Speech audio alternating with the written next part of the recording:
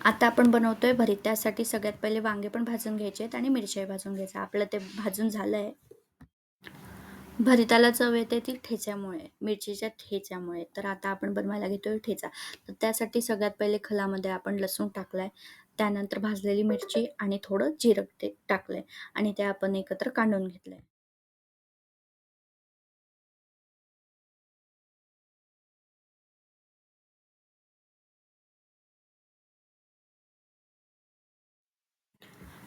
ठेचा तयार झाल्यानंतर जे भाजलेले वांगे ते त्याची साल काढून घ्यायची आणि त्यानंतर त्याला खलामध्ये टाकून आम्ही ठेचून घेतलं. तुम्हाला वाटलं तर तुम्ही मॅश पण करू शकता.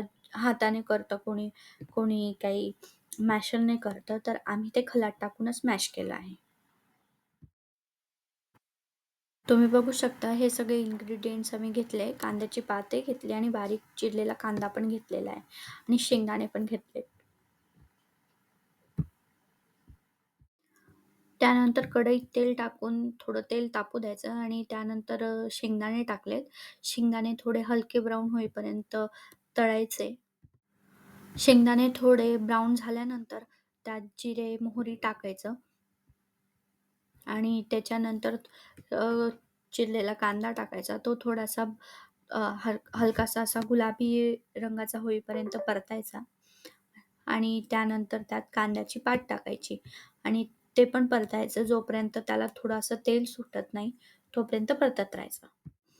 त्यानंतर चवीनुसार आपण जो बनवलेला ठेचा आहे तो त्यात टाकायचा. तुम्हाला जर तिखट आवडत असेल तर तुम्ही जास्त प्रमाणात घालू शकता.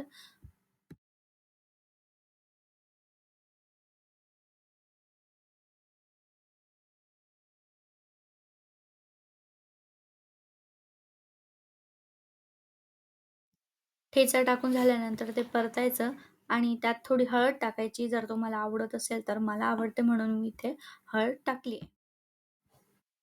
हळद टाकून झाल्यानंतर ते मिक्स करायचं आणि त्यानंतर जे ठेचलेलं भरीत आहे ते त्यात टाकायचं आणि त्यानंतर ते त्याला एकत्र करून त्यात थोडं चवीनुसार मीठ घालायचं.